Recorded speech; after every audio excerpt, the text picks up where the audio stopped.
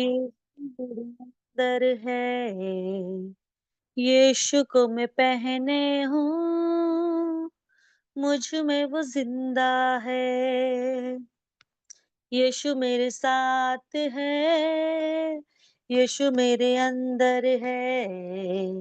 यीशु को मैं पहने हूँ, मुझ में वो जिंदा है।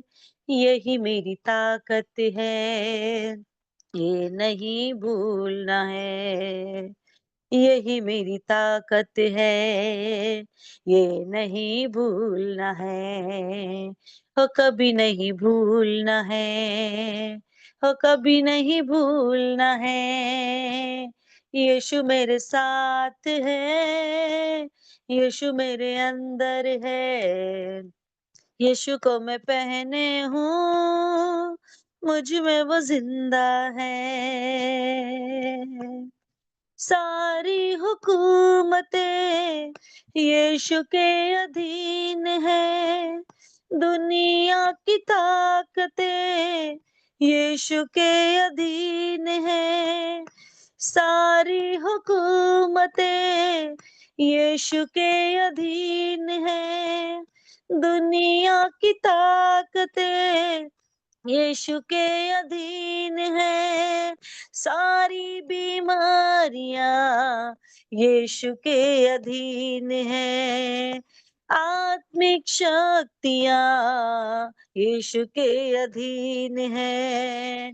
सारी बीमारियां यीशु के अधीन है। आत्मिक शक्तियां यीशु के अधीन है।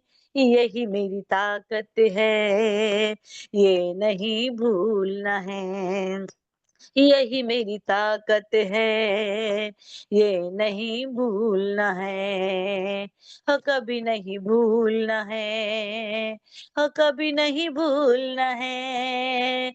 यीशु मेरे साथ है, यीशु मेरे अंदर है।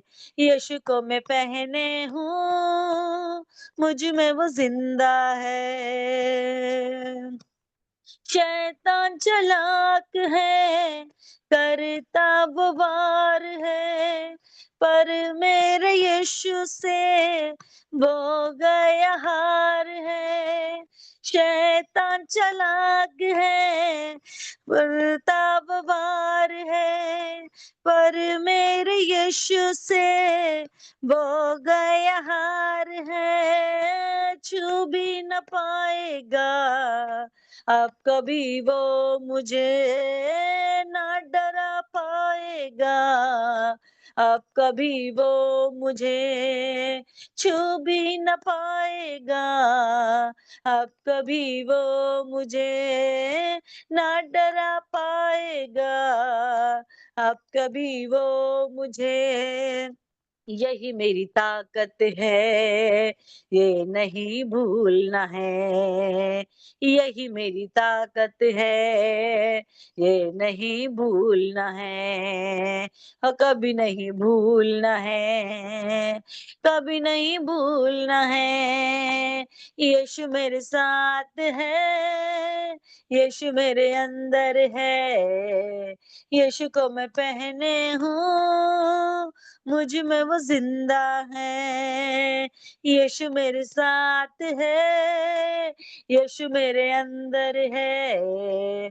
यीशु को मैं पहने हूँ, मुझ में वो जिंदा है। शालोम, शालोम और शालोम।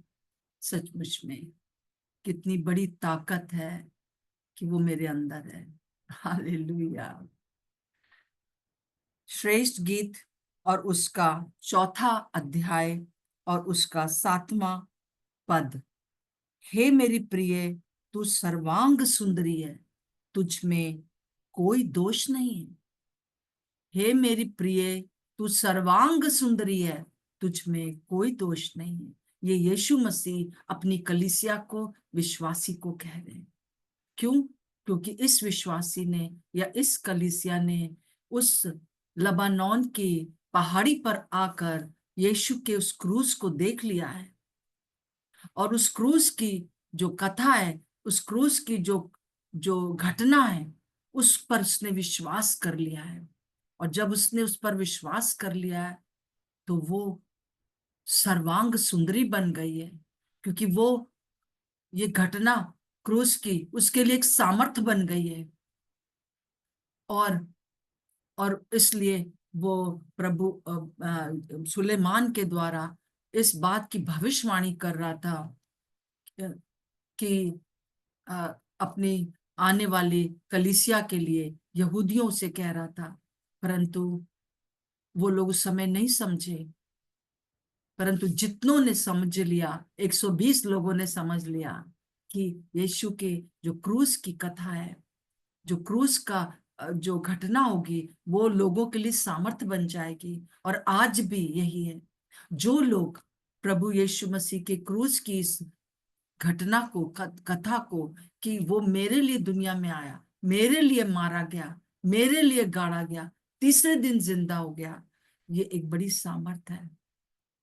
और जो लोग इस बात को समझ लेते हैं, वो लोग जो है सर्वांग सुंदरी बन जाते हैं, प्रभु के लिए उसकी दुल्हन बन जाते हैं, उसकी कलीसिया बन जाते हैं। आपको कुछ करने की जरूरत नहीं, बस विश्वास करने की जरूरत है। प्रभु का धन्यवाद हो।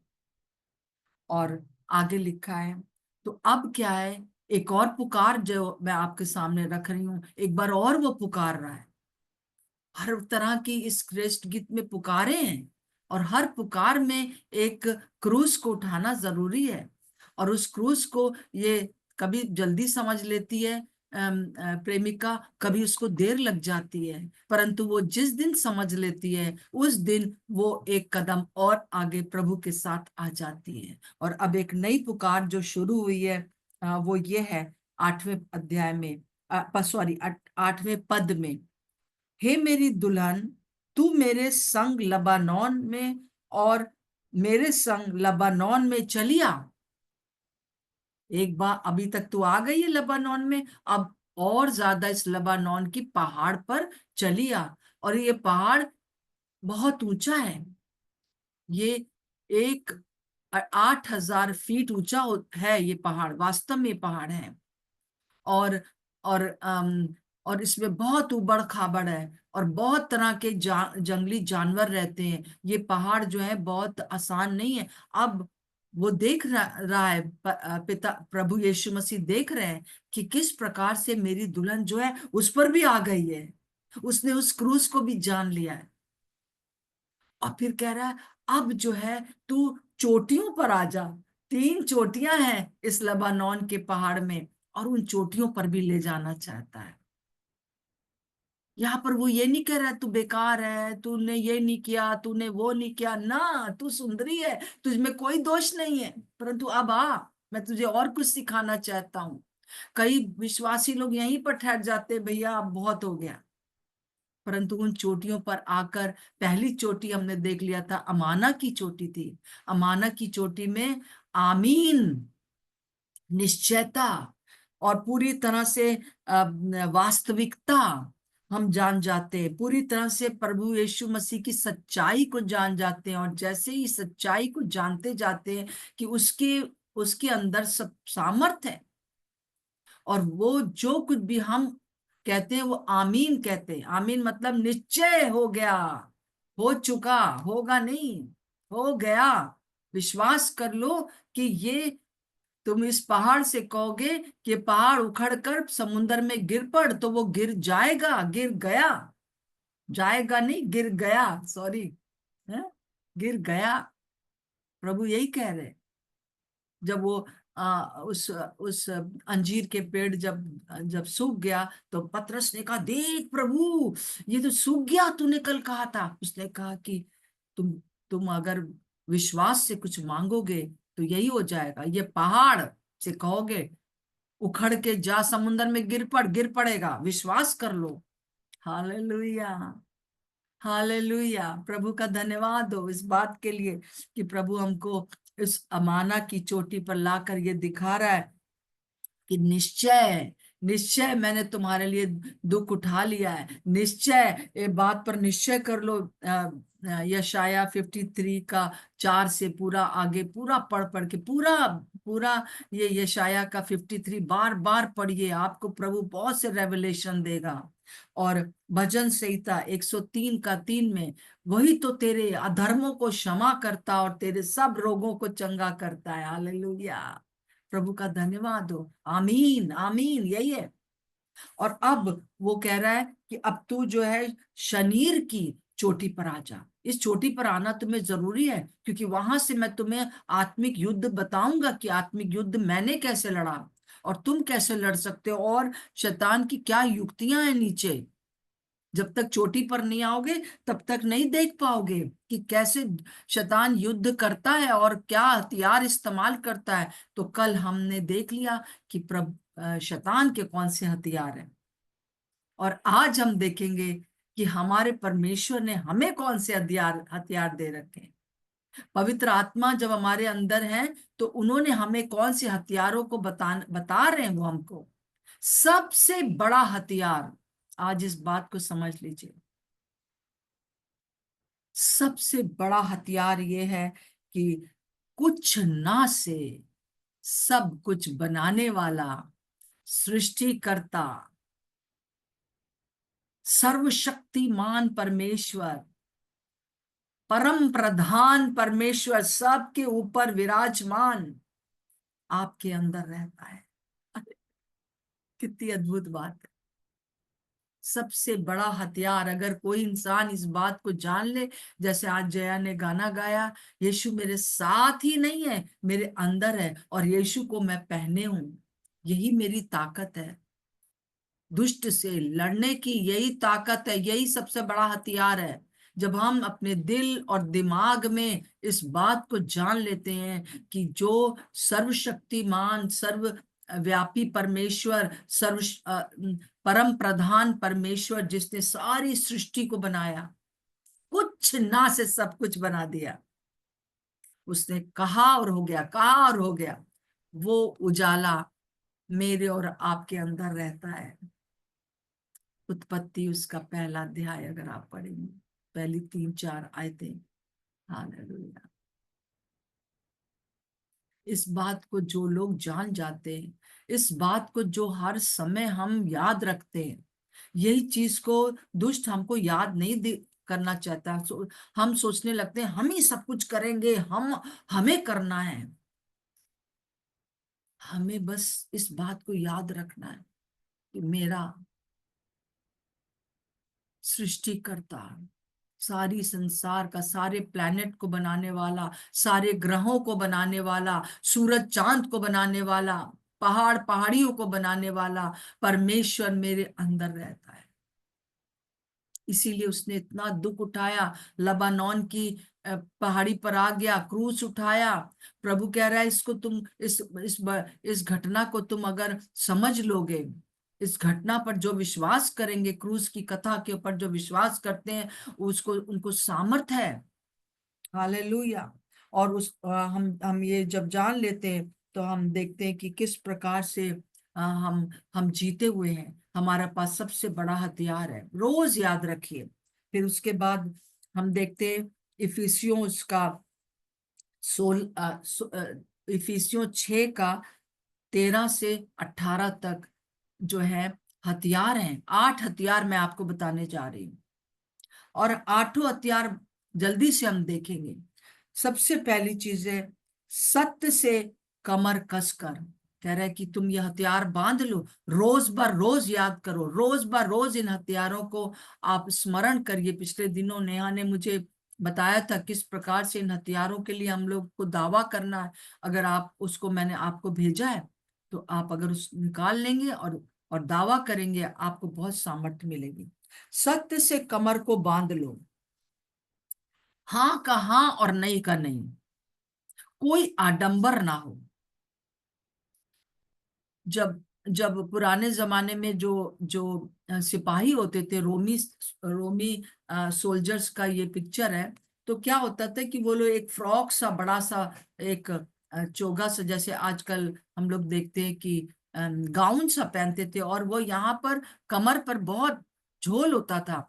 तो उन लोग को यहाँ पर कमर बांधनी पड़ती थी, नहीं तो वो लड़ाई नहीं कर सकते थे, उनका वो बीच में आता था। तो कमर जो है वो सत्य से बांध लो, कोई भी असत्य, कोई भी आडंबर हमारे अंदर होने ना पाए। सबसे ज्यादा जिस बात से प्रभु को दुख लगता है एक विश्वासी के अंदर, वो है आडंबर। ऊपर से हम कुछ दिखाते हैं, अंदर से कुछ है। वो चाहता है कि हम बिल्कुल पारदर्शी रहें और हमारे अंदर कोई भी आडंबर ना हो। दूसरा चीज जो है, धार्मिकता की झिलम पहन लो।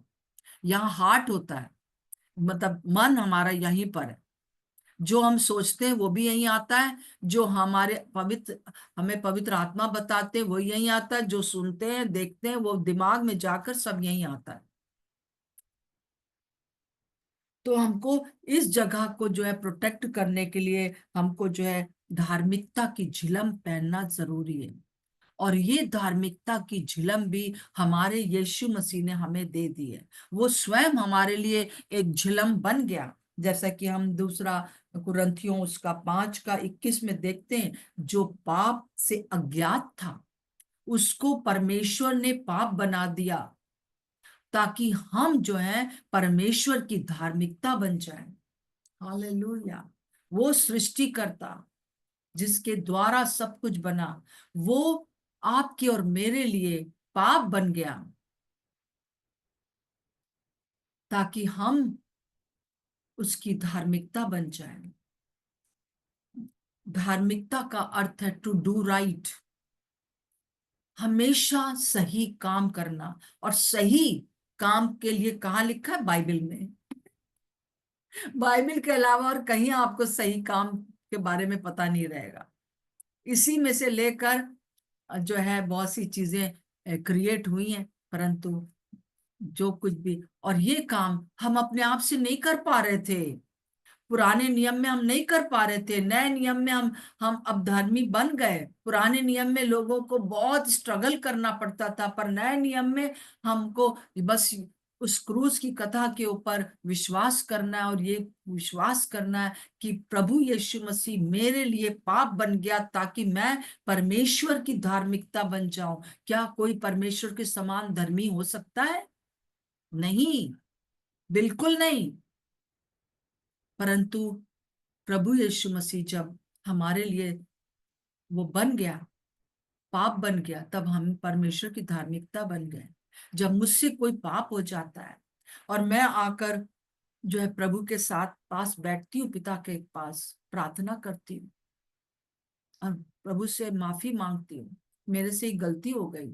और फिर जब मैं कोई भी बातें करती हूँ, मैं कुछ भी प्रार्थना करती हूँ, तो पिता परमेश्वर स्नेहलता को नहीं देख रहे हैं। वो स्नेहलता की जगह अपने पुत्र यीशु को देख रहे हैं। अरे ये तो मेरा पुत्र है, ये तो इसने तो पूरी धार्मिकता की झिलम पहन रखी है, ये तो मेरा पुत्र है, मैं इसकी जरूर सुनूंगा। इसीलिए मैं कह रही हूँ इस बात को याद रखिए कि ये सबसे बड़ा हथियार है कि हम इस बात को याद रखें कि हम परमेश्वर की धार्मिकता है, अपनी धर्मी कामों के द्वारा नहीं, क्योंकि हर रोज हमसे कुछ ना कुछ होता है, परंतु हम धार्मिकता की ओर बढ़ते जाते हैं, सिद्धता की ओर बढ़ते जाते हैं। और परसों मैंने आपको बताया था कि वो जब छाया ढलते ढलते बिल्कुल मिट जाएगी, कब? जब मैं प्रभु के पास चली जाऊंगी या प्रभु मुझे आकर ले जाएगा। आप प्रभु के पास चले जाएंगे और उस दिन ये छाया खत्म हो जाएगी।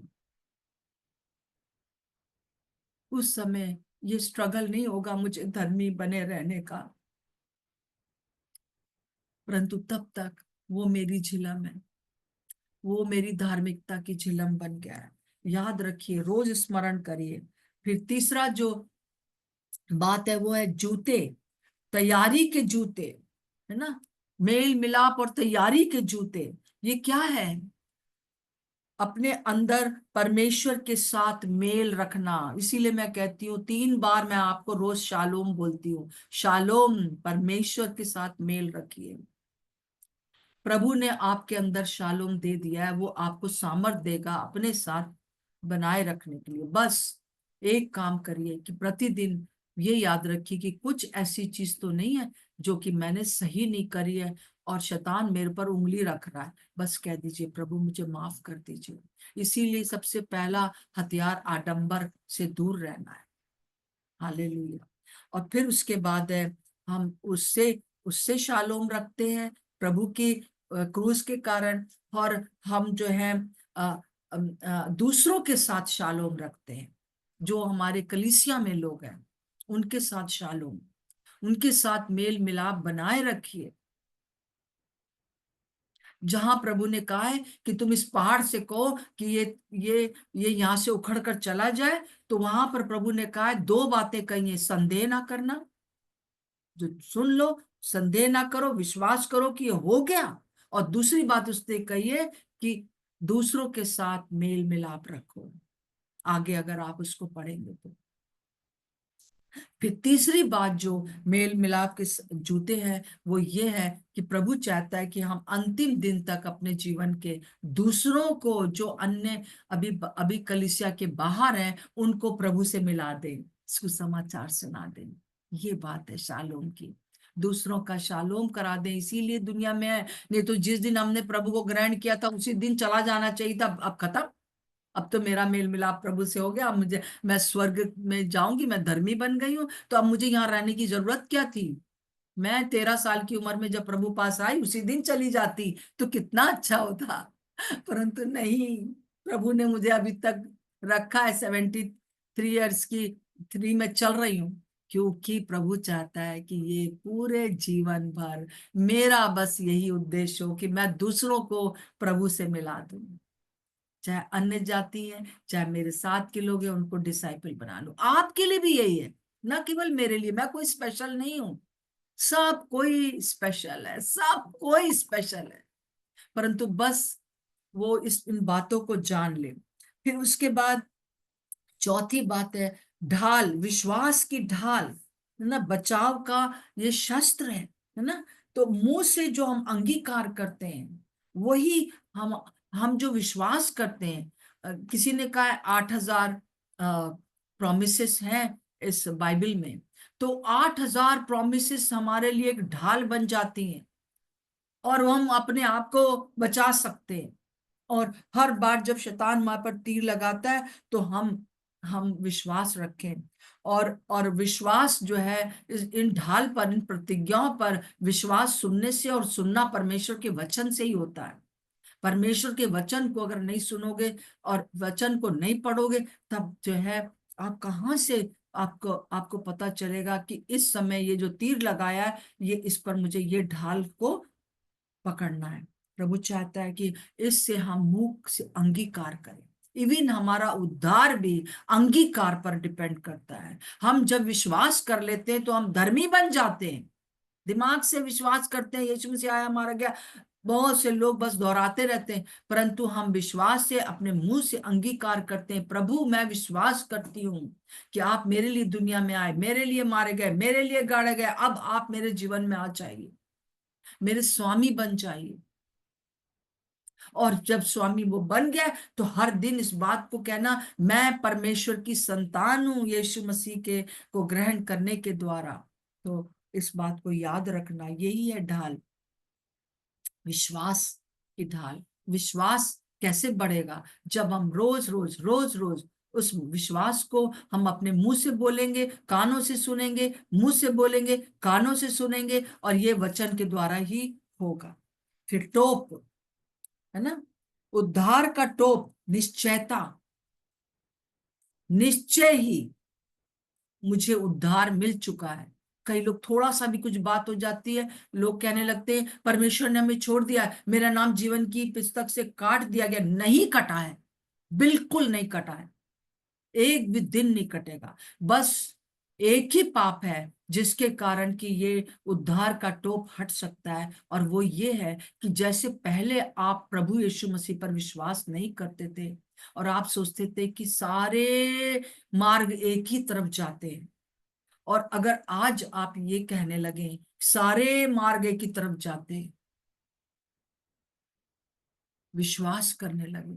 बस ये चीज जो है आपको परमेश्वर से अलग कर सकती है, वरना कोई भी शक्ति आपको परमेश्वर से अलग नहीं कर सकती है। मैं निश्चय जानता हूं कि ना ऊंचाई, ना गहराई, ना मृत्यु, ना जीवन, ना प्रधानताएं, ना स्वर्गदूत, ना कोई और सृष्टि मुझे परमेश्वर के प्रेम से जो मेरे प्रभु यीशु मसीह में अलग नहीं कर सकती है। हालेलुया। रोमियो 8 में लिखा हुआ है। हालेलुया। और हमको क्या करना है अब? उद्धार का ये निश्चयता जब दिमाग के अंदर, ये दिमाग में ही सबसे बड़ा युद्ध है। टोप पहने रहिए, उद्धार का निश्चयता को रखे रहिए।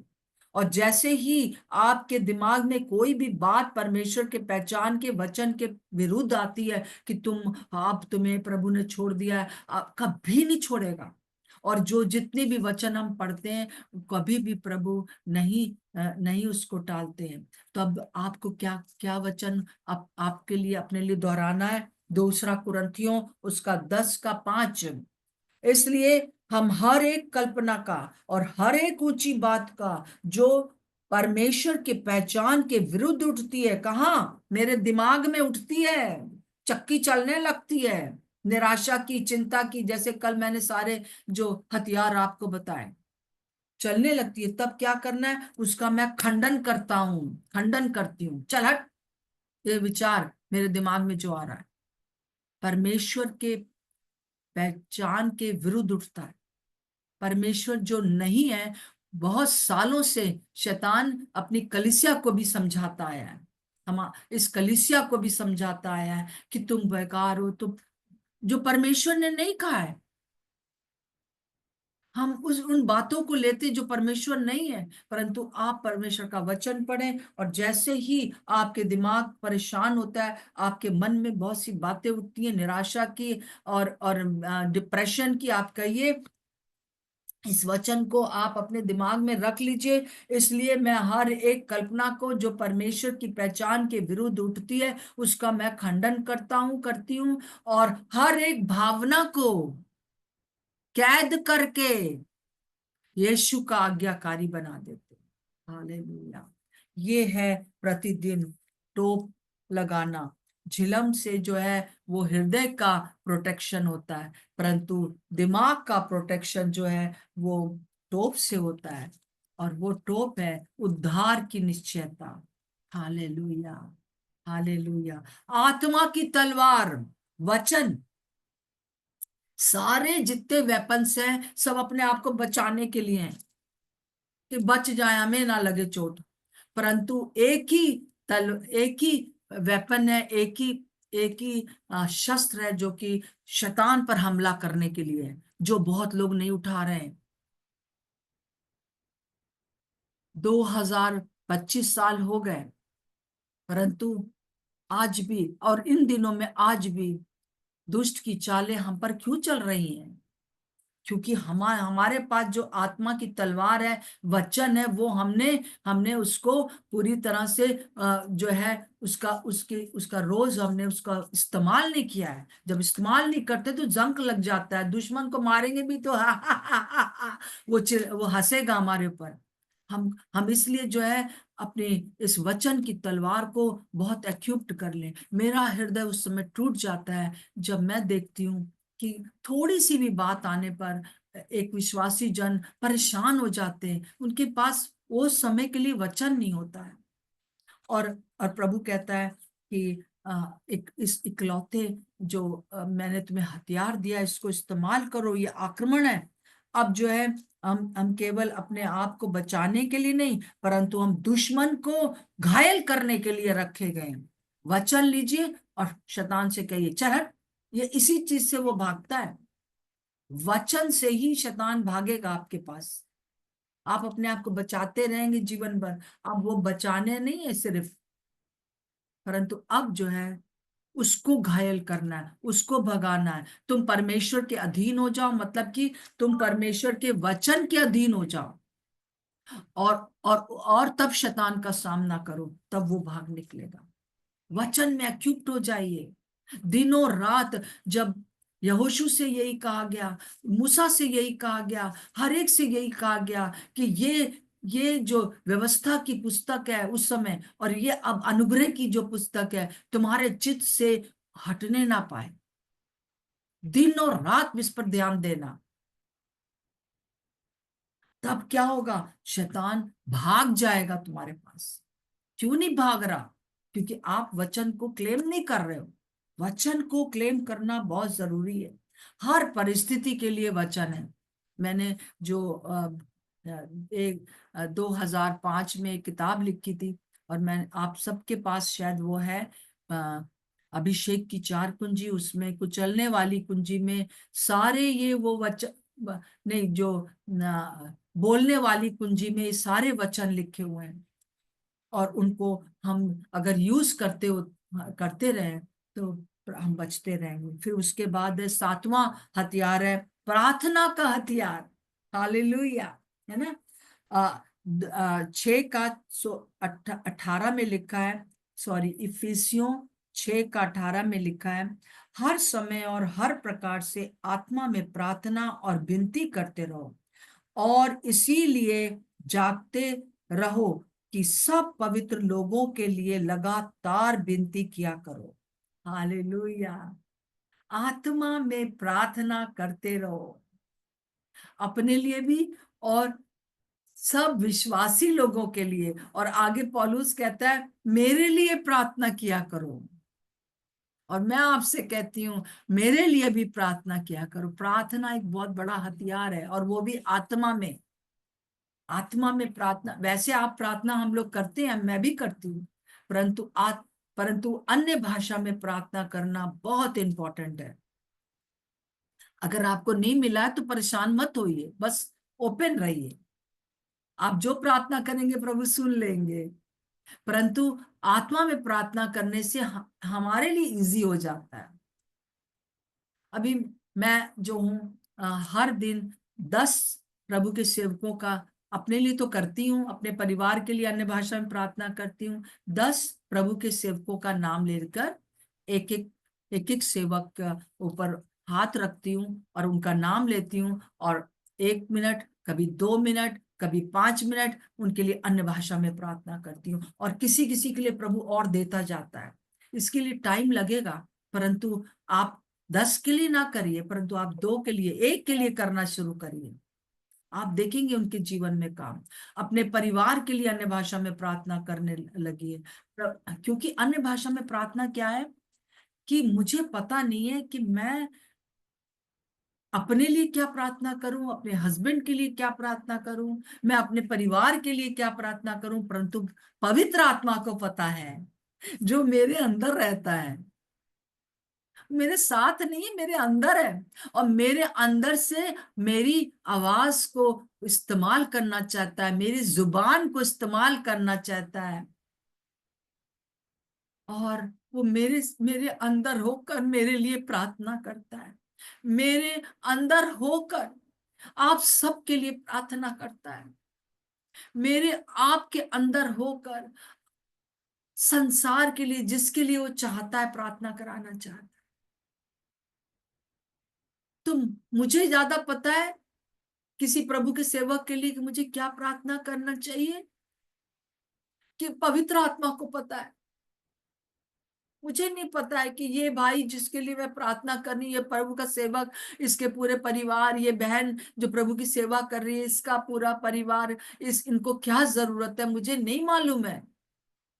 परंतु पवित्र आत्मा जो मुझ में रहता है, वो मेरी आवाज लेकर, मेरा जीवन लेकर, मेरा हृदय लेकर प्रार्थना करता है। और वो प्रार्थना बहुत जल्दी हम सुनी जाती है। मेरा टाइम भी वेस्ट नहीं होता है। हालेलुया। इस बात को आप समझ रहे हैं? इसी बात को लेकर प्रभु कह रहा है अन्य अन्य भाषा में प्रार्थना करना बहुत जरूरी है।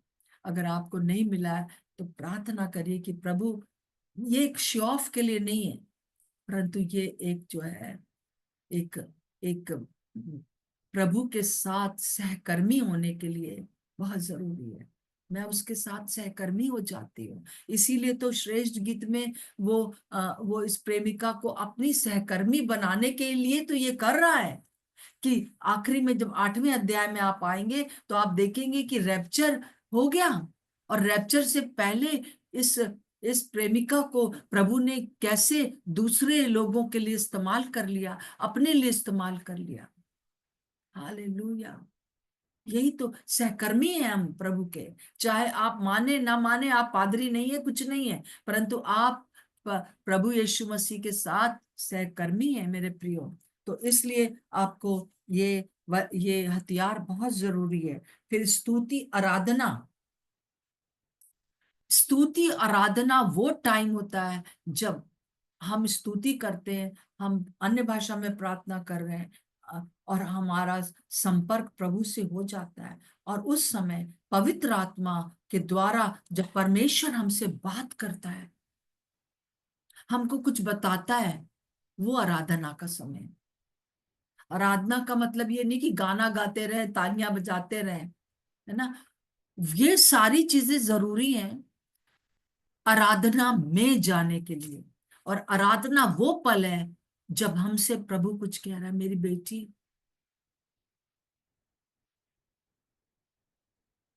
तू ये कर दे। मैं आपको बताना चाहती हूँ, जो कुछ भी मैं आपको बता रही हूँ, तो पवित्र आत्मा इसको मुझे बताते हैं, तभी मैं बताती हूँ, अपने मन से नहीं बताती हूँ। और जब आप ये करेंगे तो आप देखेंगे कि किस प्रकार से विजय की ओर बढ़ रहे हैं। और आखिरी और बहुत मुख्य बात मैं आपको ये 8 हथियार है जो आप याद रखिए, है ना।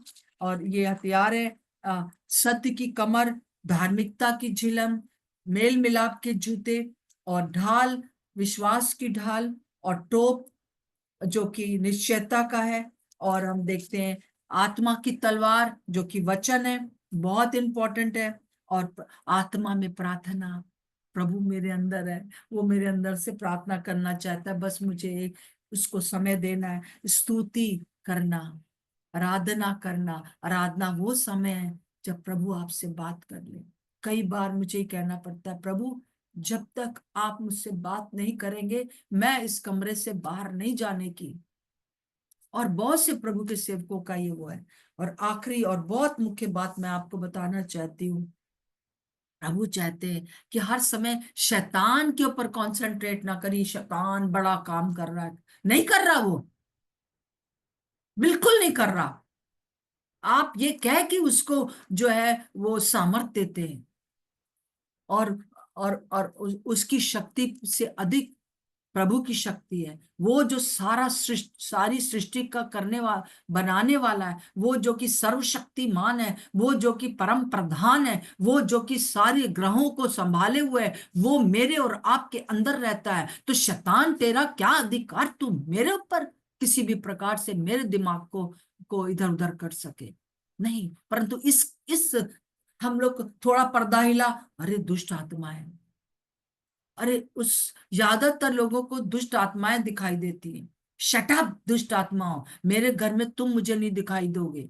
मेरे घर में तुम स्वर्ग दूत आएंगे, भले ही लोग मेरे आसपास कुछ भी कर रहे हो, कुछ भी कर रहे हो। आपको पता नहीं है आंटी मेरे घर में क्या क्या होता है, जो भी होता रहे, तुम उस घर में प्रभु का वाचा का संदूक हो। तुम्हारे अंदर प्रभु का प्रेजेंस रहता है। हर एक नागोन को नीचे गिरना होगा, उसकी हथेली टूट जाएगी, उसका खोपड़ी काम नहीं करेगी, खोपड़ी भी टूट जाएगी। वो काम क्यों कर पा रहा है? क्योंकि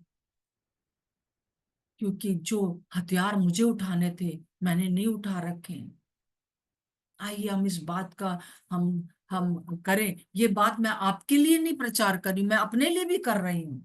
और इन दिनों में प्रभु मुझे यही बता रहा है। हालेलुया। तू सर्वांग सुंदरी है, तुझ में कोई दोष नहीं है, इसलिए आजा, आजा उस लबानोन की चोटी पर, अमाना की चोटी पर, आमीन की चोटी पर आजा, निश्चय कर ले। आजा उस शनीर की चोटी पर, जहां मैंने तुम्हें बता दिया कि दुश्मन शैतान कौन से इस्तेमाल करता है हथियार, और मैं, मेरे हथियार कौन से हैं। हालेलुया, प्रभु का धन्यवाद हो। आइए हम प्रार्थना करेंगे, और अंत में जया आप प्रार्थना कर दीजिए। हालेलुया।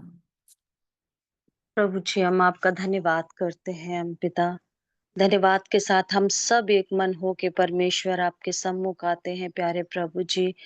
और आज जो हमने हथियारों के बारे में सीखा है परमेश्वर प्रभु जी, या फिर से प्रभु आपने स्मरण कराया है परमेश्वर पिता, हम आपका धन्यवाद करते हैं पिता परमेश्वर प्रभु जी। और पिता परमेश्वर प्रभु जी, आज हम आपसे हम सब कहते हैं परमेश्वर पिता कि हम हर एक बात के लिए प्रभु, जहाँ हमने अभी क्षमा नहीं किया है परमेश्वर पिता, प्रभु हम सबसे पहले यही कहते हैं आज की सुबह प्रभु हर एक उस व्यक्ति को हम माफ करते हैं प्रभु जी। और पिता परमेश्वर प्रभु जी, उन सारे हथियारों को हम बांध लेते हैं परमेश्वर पिता, जो आपने दिए हैं परमेश्वर पिता। हम आपका धन्यवाद देते हैं प्रभु जी, क्योंकि आपने हमें एक योद्धा, एक सिपाही बनाया है प्रभु। और धन्यवाद देते हैं प्रभु जी, क्योंकि हमारा महानायक, हमारा सेनापति, हमारा जो योद्धा है प्रभु आप है प्रभु, जो आप हमें तैयार करते हैं प्रभु जी। आज की सुबह प्रभु हम सबके जीवन में यीशु मसीह के नाम से ये सारे हथियार काम करने पाए यीशु मसीह के नाम से पिता परमेश्वर प्रभु जी। जहाँ कहीं भी हम सब प्रभु अपने आप को दुर्बल महसूस कर रहे हैं, जहाँ कहीं भी प्रभु विश्वास में गिरा महसूस कर रहे हैं, जहाँ कहीं भी परमेश्वर हम कमज़ोर महसूस कर रहे हैं, आज हम इन हथियारों को हम यीशु के नाम से धारण कर लेते हैं पिता। यीशु मसीह के नाम से पिता परमेश्वर प्रभु जी। और सच में परमेश्वर अपने वचन की तलवार को धारदार बनाने में सहायता करे परमेश्वर पिता। प्रभु यीशु मसीह के नाम से प्यारे परमेश्वर प्रभु जी, पिता परमेश्वर प्रभु जी, हम आपका धन्यवाद देते हैं प्रभु जी। धन्यवाद देते हैं परमेश्वर पिता आपके दया के लिए, अनुग्रह के लिए प्रभु जी, कि आप हमें परमेश्वर प्रभु जी दुर्बल और निर्बल नहीं देखते। आप हमें योद्धा के समान देखते हैं। और परमेश्वर उन सारे हथियारों के लिए धन्यवाद देते हैं एक बार फिर से प्रभु जी। और आज की सुबह हम कहते हैं परमेश्वर पिता कि हर एक अंधकार की शक्तियों के खिलाफ हम खड़े होते हैं प्रभु। और उसकी सामर्थ जो यीशु मसीह के पाँव के तले है, आज हम अपने पाँव के तले रौंदते हैं यीशु मसीह के नाम से पिता परमेश्वर प्रभु जी। परमेश्वर पिता हम आपका धन्यवाद करते हैं परमेश्वर पिता। हर एक परिवारों को यीशु मसीह हम आपके लहू में ढापते हैं प्रभु जी, आपके हाथों में सौंपते हैं प्रभु जी। यीशु, और यीशु, कोई भी प्रभु ये भूलने ना पाए परमेश्वर पिता, ओ हालेलुया। लेकिन हर दिन परमेश्वर पिता आपकी इस हथियारों को लेके हर दिन हम उस दुष्ट का सामना करने वाले बने और उसे भगाने वाले बने यीशु मसीह के नाम से पिता परमेश्वर प्रभु जी। आपका धन्यवाद करते हैं परमेश्वर प्रभु जी। सारी आदर, सारी महिमा प्रभु आपको देते हैं, यीशु मसीह के नाम से मांगते हैं। आमीन। आमीन और आमीन। प्रभु यीशु मसीह, इस समय कोई भी अगर डिप्रेशन में है, यीशु के नाम से उसे हम छुटकारा बोलते हैं।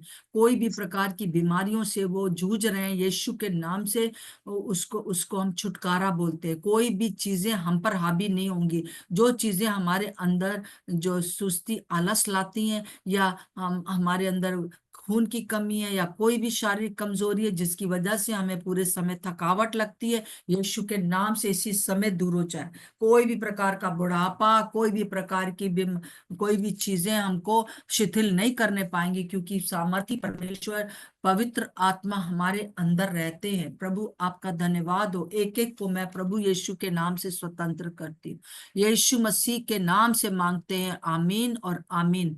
इस समय मैं आपसे कहना चाहती हूँ कि ये पूरा सप्ताह इन इन बातों को दोहराते रहिए। मैं आपको वीडियोस भेजती हूँ, 3 दिन के ये वीडियो आप दोहराते रहिए, ताकि आपको और भी ज्यादा इसमें एक्यूप्ट हो जाए। लिख लीजिए, मैं तो हर चीज लिख लेती हूँ, और मैं विश्वास करती हूँ कि प्रभु आपकी सहायता करेगा।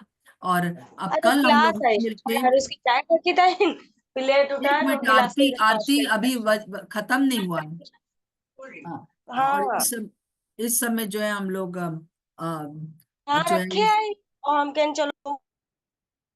इस समय हम जो है वो इस प्रकार से मैं आपको बताना चाहती हूँ कि कल जो है हम लोग नहीं मिलते हैं, सैटरडे है। सैटरडे को हम 2 बजे मिलते हैं, परंतु हम मंडे से फिर से मिलेंगे। और मंडे तक जो है प्रभु आप लोग की सहायता करे। कल भी हम मिलेंगे, परंतु 2 बजे मिलेंगे। प्रभु का धन्यवाद और प्रार्थना करते रहे। और प्रभु आप सबके साथ है। सबको जय मसीह की। जय मसीह जय की मसीह आंटी जी। जय मसीह सभी के की। बहन जय जय मसीह मसीह की। जय की मसीह की आंटी। जय जय मसीह की मसीह की सभी। सबको। जय मसीह की आंटी। प्रभु आप सबके जय साथ मसीह ही सबको है। जय मसीह। जय मसीह की थैंक आंटी, यू सभी को जय के मसीह लिए। की। जय मसीह दीदी की जय मसीह।